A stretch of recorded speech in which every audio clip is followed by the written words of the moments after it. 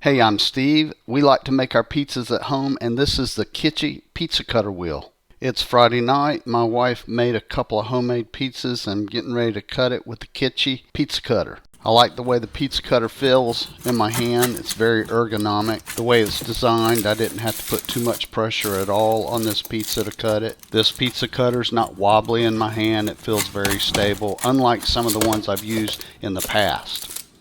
It didn't take any time at all to slice up these two pizzas.